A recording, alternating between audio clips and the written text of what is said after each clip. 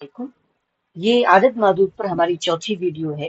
جس میں آج ہم الفاظ العقود کو دیکھیں گے، جس میں 20، 30، 40 اسی طریقے سے 70، 80، 90 ان گنتیوں کو جو ہمیں یوز کرنے کی ضرورت پڑتی ہے تو دوسری عادت کے مقابلے میں یہ آسان رہتی ہیں۔ اس میں آپ کو کچھ چیزیں آپ کو ذہن میں رکھنی ہے۔ ایک چیز آپ کو یہ کہ یہاں پر مذکر اور مؤنث دونوں کے لیے ہوتے ہیں، یعنی اس میں مذکر اور مؤنث کی حد نہیں ہے کہ اچھا آپ کو مذکر ہوگا تو اس طریقے سے یوز کرنا ہے، مؤنث ہوگا تو اس طریقے سے یوز کرنا ہے، بلکہ آپ دونوں کے لیے یہ یوز کر سکتے ہیں۔ چاہے عادت، چاہے آپ کا معدود جو ہو، چاہے مذکر ہو چاہے مؤنث ہو، آپ جو عدد لے کر کے آئیں گے وہ آپ کا الفاظ العقود میں سیم رہتا ہے۔ وہ 20 کا 20 رہے گا، 30 کا 30 رہے گا، وہ چینج نہیں ہوگا، چاہے آگے امراطن رہے یا کہہ لیجیے رجلن رہے، اس میں کوئی چینجنگ نہیں آئے گی۔ تو مذکر اور مؤنث دونوں کو کیا ہوتا ہے؟ شامل ہوتا ہے، دونوں شامل ہے اس کے اندر، ٹھیک ہے۔ دوسری چیز جو اہم چیز ہے اس میں وہ یہ ہے کہ یہاں پر جو الفاظ العقود ہے، 20، 30، اسی طریقے سے 40، 30، اسی طریقے سے آگے، ان میں ایک چیز کا خیال رکھنا ہے کہ یہاں پر یہ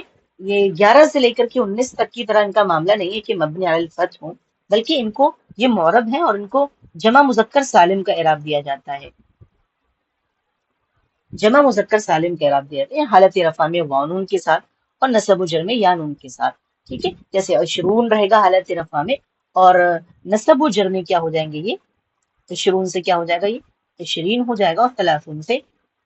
30 ہو جائیں گے، یعنی آگے بھی اسی طریقے سے ہو جائیں گے۔ یعنی حالت رفع میں آپ ان کو واو نون کے ساتھ یوز کرو گے، اور نصب و جر میں آپ ان کو یا نون کے ساتھ یوز کریں گے، تو ان کا جو اعراب دیا جائے گا وہ جمع مذکر سالم کے حساب سے ان کا اعراب ہوگا۔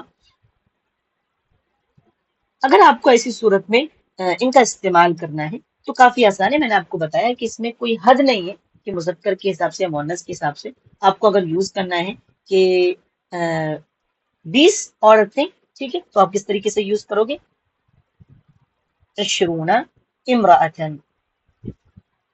20 امرأتن، کیونکہ ہم جانتے ہیں کہ 11 سے لے کر کے 19 تک میں، 11 سے لے کر کے 99 تک میں ہماری جو تمیز آتی ہے، جو معدود آتا ہے، وہ واحد منصوب آتا ہے، جس کو ہم نے پہلے ہی جان لیا، تو اس میں 20، 30، 40 یہ بھی اس کے اندر شامل ہوں گے، ٹھیک ہے۔ تو آپ کو بولنا ہے 20 عورتیں، تو آپ کہیں گے 20 امرأتن۔ آپ کو آدمی یوز کرنا ہے رجلن،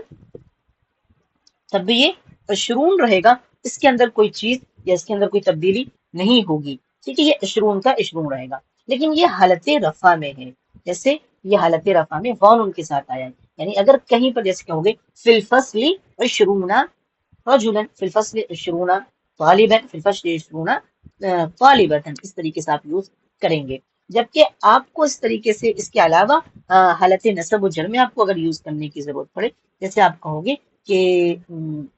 میں نے 20 آدمیوں کو دیکھا، تو آپ کہو گے رأیت 20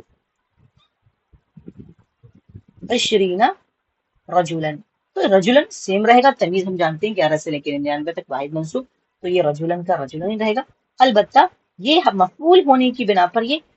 حالت نصب میں ہو جائے گا، جس کی وجہ سے اس کا اعراب چینج ہو جائے گا، اور حالت نصب میں یہ 20 سے 20 ہو جائے گا، ٹھیک ہے۔ تو اس طریقے سے کہو گے اشتریت هذین الکتابین ب70 ریال، ٹھیک ہے،